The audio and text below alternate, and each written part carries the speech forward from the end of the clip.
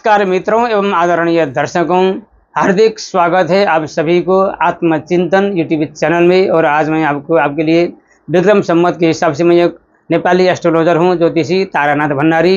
तो आज का विषय है एक प्रकार से एक मासिक राशिफल है और आज का आपका रोल है राशि का काल पुरुष का एक 5वां राशि, बहुत ऊर्जाशील, एक प्रकार से स्थिर राशि और अग्नि तत्व अंतर्गत में बनने वाला अत्यंत ही ओजस्वी तेजस्वी पावरफुल राशि और सरकारी क्षेत्र में बहुत उच्च पद प्रतिष्ठा दिलाने वाला ऐसा राशि जो काल पुरुष कहते हैं।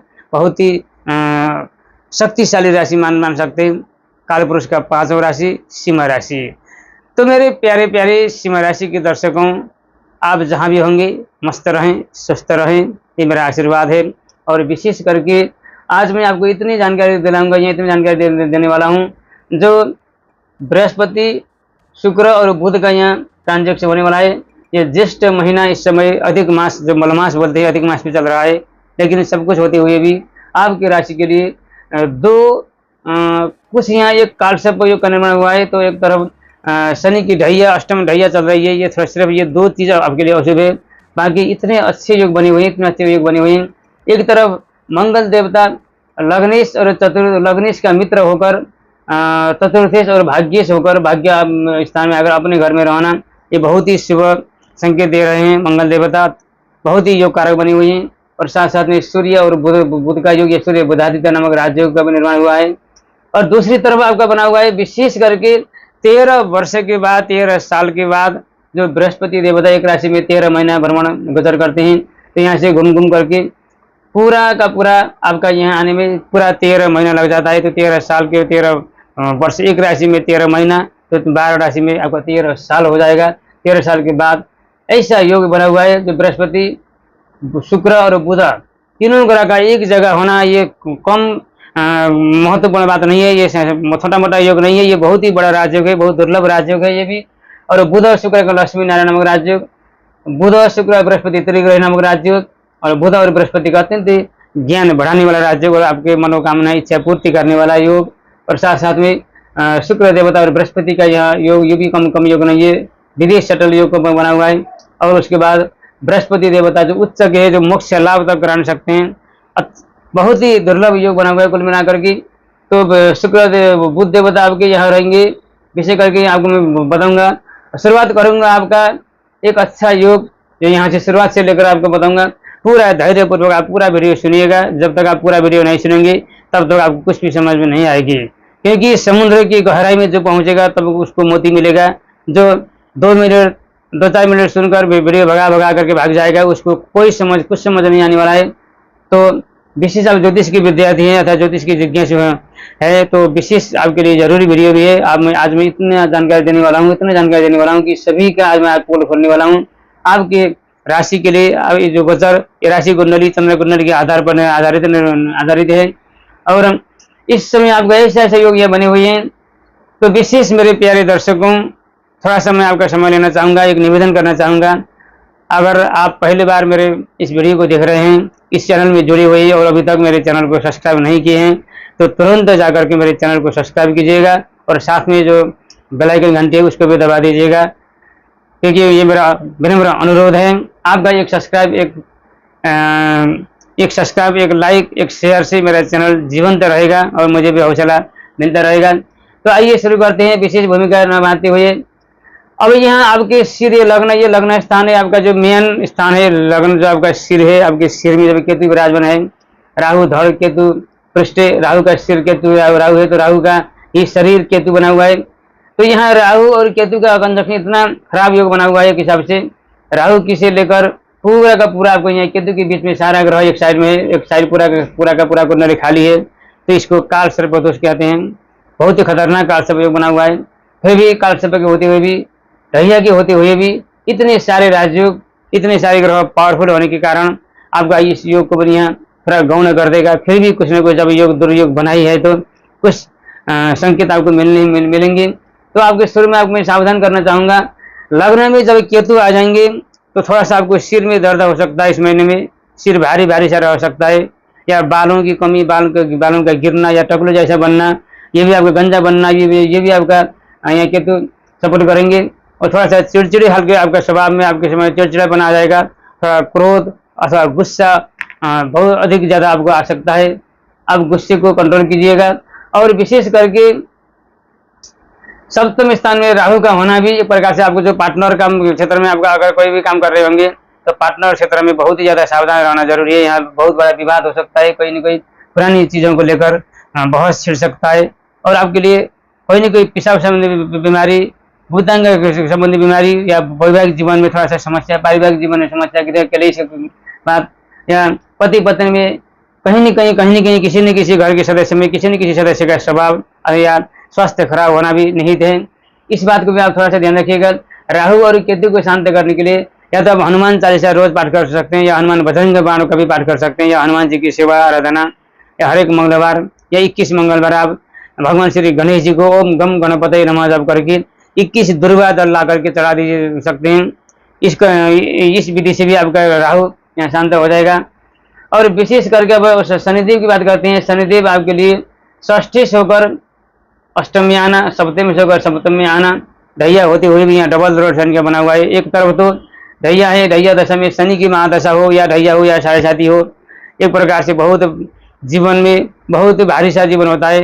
एक प्रकार से हर एक काम में डिले करना, हर चीज़ में बहुत लेट कर देना और हर चीज़ में आपको ऑब्स्ट्रक्शन, विघ्न, बाधा, अवरोध, चिंताएं, डिप्रेशन, विशेष करके कहीं न कहीं रुकावट, हर चीज़ में रुकावट आ सकते हैं। यात्रा में विलंब या कोई न कोई सामान छूटना, गुम होना, चोरी होना या कोई दुर्घटना से संबंधित कुछ न कुछ आपके हृदय में, मन में, गुप्तांग में पाइल्स की बीमारी या दीर्घ रोग जो जल्दी पता न लग सके, ऐसे दीर्घ रोग आपको हो सकते हैं। नसों की बीमारी, घुटनों की बीमारी, कुछ न कुछ शरीर में भारीपन, शरीर में दर्द, इधर भी दर्द उधर भी दर्द, कहीं न कहीं कुछ न कुछ समस्याएं घेरे रहती है।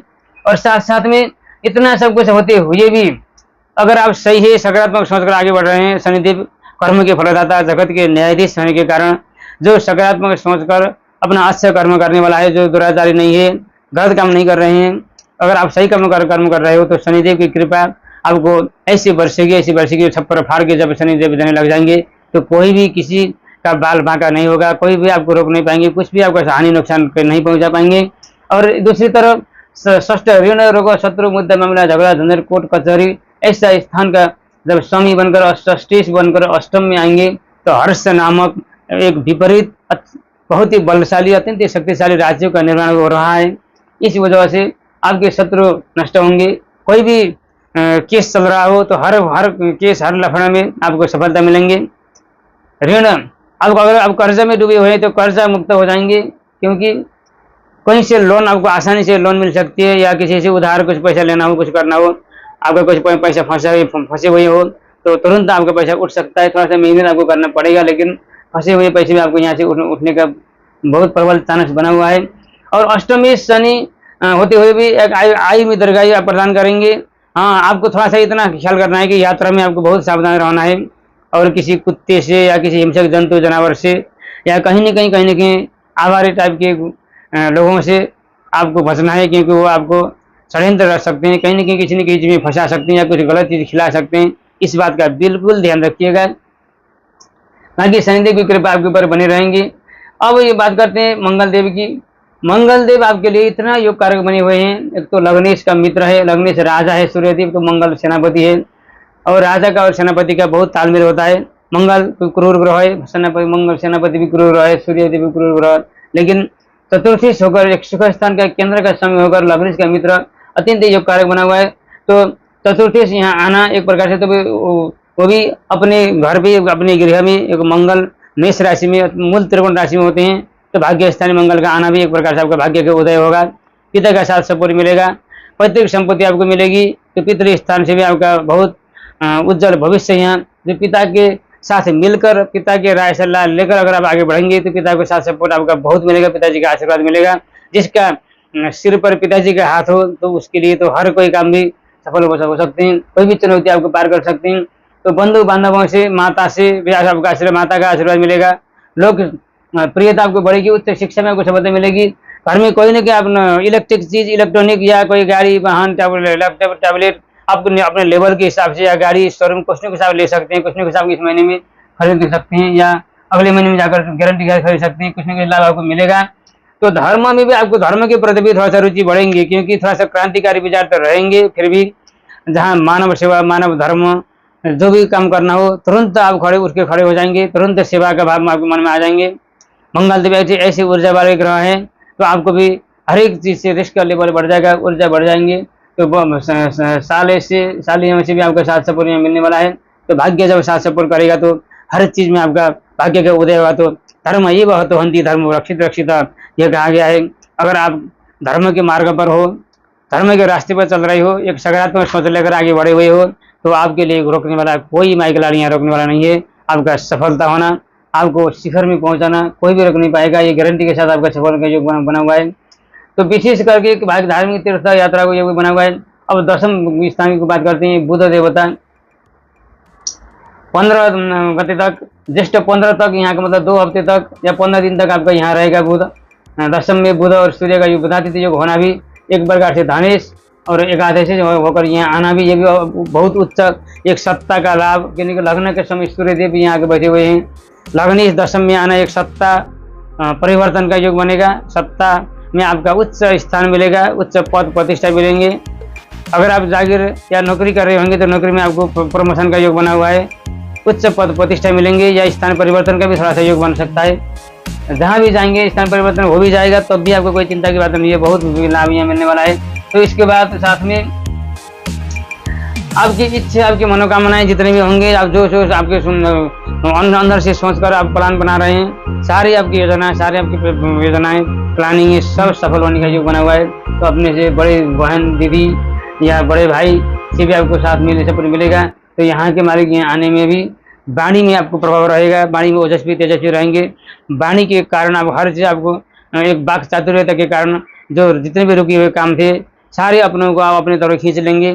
कोई भाषण करना हो, कोई साहित्यकार हो आप, या कोई भी किसी भी जहाँ भी वाणी से संबंधित हो, एक यूट्यूबर, मोटिवेशनल स्पीकर या टीचर, प्रोफेसर, पुरोहित, ज्योतिषी, कथावाचक, या किसी भी क्षेत्र में आप जुड़े हो, कलाकारी क्षेत्र में जहाँ ज़्यादा बोलने की जरूरत हो, ऐसे कामों में आपके लिए बिल्कुल सफलता जो बना हुआ है। विशेष करके वकील पेशा, पत्रकारिता में आपको विशेष सफलता मिलेगा। बुध वैसे भी फाइनेंस के कारक है, तो इस महीने में कोई लॉटरी, कोई भाग्य, कोई चिट्टा पड़ सकता है, या अचानक आपको ऐसे लाभ मिलेंगे जो आपको सोचे नहीं थे, उस हिसाब से आपको यहाँ लेवल अत्यधिक बढ़ जाएगा। अब यहाँ तीसरा योग बना हुआ है, बुध शुक्र बृहस्पति का लक्ष्मी नारायण राजयोग, त्रिग्रही नामक राजयोग। तो बृहस्पति देव का यहाँ इतना पावरफुल है, बृहस्पति की सीधा दृष्टि पंचम में आना, अष्टमी से लाभ में आना, एक गुप्त रहस्यमय तरीके से पुरातत्व विभाग से, इंश्योरेंस के माध्यम से, किसी साधना केंद्र से, या कहीं न कहीं रहस्यमय तरीके से आपके लिए एक अचूक धन लाभ का योग बना हुआ है। कहीं न कहीं आप किसी साधना में जुड़े हुए तो साधना आपके सफल हो सकते हैं। तो गुप्त तरीके से किसी काम को साध रहे हैं, किसी काम को कर रहे हैं, तो आपका काम पूरा होने वाला है।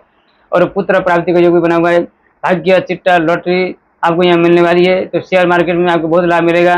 पुत्रों से, संतानों से आपको सुख मिलेगा, संतान को योग भी बना हुआ है। और शिक्षा क्षेत्र में आप कहीं भी आप विदेशी भाषा पढ़ रहे हो, या कहीं भी यूके, जापान, कोरिया, या कहीं भी आप विदेश में, जो यूके में, कहीं यूरोपीय कंट्री में, कहीं भी विदेश में जाकर सेटल होना चाहते हैं, तो आप विदेश सेटल हो सकते हैं। स्टूडेंट वीसा आपकी लग सकती है, विदेश यात्रा आपकी सफल हो जाएंगे।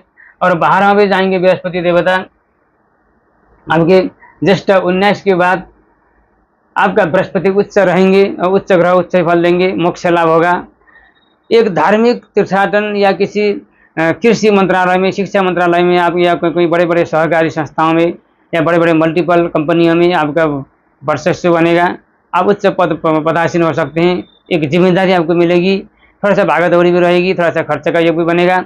लेकिन जहाँ भी खर्च करेंगे, जहाँ भी इन्वेस्ट लगाएंगे, आपके लिए इतना अच्छा बनेगा कि आपकी यश चारों तरफ फैलेंगे। और जो खर्च लगा रहे हैं आज, उसी के माध्यम से आपको कल को भविष्य के लिए बहुत अच्छा एक मार्ग का निर्माण होता रहेगा। और धीरे धीरे आप आगे बढ़ते रहेंगे। और थोड़ा सा आपके दूर दराज में जो रहते हैं अपने लोग, या कोई विदेश में रहते होंगे, तो उनका भी साथ सपोर्ट आपको मिलेगा। या स्वयं आप विदेश जा सकते हैं, या विदेश में हैं तो आप स्वदेश आ सकते हैं। कहीं के माध्यम से इम्पोर्ट्स एक्सपोर्ट के काम में, या आयात निर्यात के कामों में, या किसी भागदौड़ सप्लायर्स के काम में, जहाँ खर्च इन्वेस्ट लगाना हो, ऐसी चीज़ों में आपके लिए बहुत फायदा यहाँ योग बना हुआ है। तो शुक्र साथ में 12 में होना एक भोग विलास की वृद्धि करेगा, सुख शांति में वृद्धि करेंगे, लग्जरी जीवन आपको बनाएंगे। कहीं न कहीं भोग विलासिता की तरफ भी आप झुक सकते हैं, विपरीत लिंग के प्रति आकर्षित हो सकते हैं, एक्स्ट्रा अफेयर लव हो सकता है। इन चीज़ों में थोड़ा सा ध्यान रखिएगा, जो अपने कर्तव्य है वही पालन कर कीजिएगा। बाकी इस महीने में आपका ज्येष्ठ विक्रम संवत के हिसाब से, ज्येष्ठ महीना यहाँ के हिसाब से आपका जून और जुलाई का महीना आपके लिए बहुत ही अच्छा जाने वाला है, बहुत ही हर्ष और बहुत ही सफलताएं लेकर आने वाला है। तो ये तो था एक छोटी सी जानकारी, अपने हिसाब से मैंने जितना भी मेरे को पता था अपने अनुभव के आधार पर मैंने आपको बताया। जितने भी लोगों ने अभी तक धैर्यतापूर्वक यहाँ तक आप अगर सुन रहे होंगे तो आपका प्रति मैं बहुत बहुत आभारी हूँ। और जो भी आपको बात में कुछ समझ में नहीं आया हो या कुछ पूछना चाहते हैं, अपना जनों को दिखाना चाहते हैं, जनों के लिए विश्लेषण कराना चाहते हैं, कोई किसी भी वास्तु संबंधी ज्योतिष संबंधी परामर्श लेना चाहते हो तो नीचे दिए हुए व्हाट्सएप के माध्यम से आप जुड़ सकते हैं। अगर मेरे फेसबुक पेज को फॉलो करना चाहते हैं तो अंग्रेजी में तारानाथ भंडारी आप लिख सकते हैं, सर्च कर सकते हैं, इसके माध्यम से भी आप जुड़ सकते हैं। तो इस चैनल के माध्यम से नित्य निरंतर रूप में ज्योतिष, अध्यात्म, साहित्य, वास्तु, हस्तरेखा, अंक ज्योतिष, सपना, शकुन, तंत्र, मंत्र, यंत्र, कथा, प्रवचन, कर्मकांड, हवन, यज्ञ, अनुष्ठान, ऐसे विशेष आध्यात्मिक प्रेरणादायी वीडियो यहाँ मैं रखता रहता हूँ। आप लोग रोज़ देख सकते हैं, निरंतर आप देख सकते हैं जाकर के। और किसी भी चीज़ के लिए समस्या हो, किसी भी आपको कोई परेशानी हो तो आप मुझसे संपर्क कर सकते हैं। इसके लिए अपने नीचे व्हाट्सएप नंबर को दिया हुआ है, मैं बता चुका हूँ। और आज के लिए अपनी वाणी को यहीं विराम देता हुआ विदा लेना चाहता हूँ। विदा दीजिए। अवस्था, धन्यवाद। जय नेपाल, जय पशुपतिनाथ, जय जननी, जय कर्मभूमि।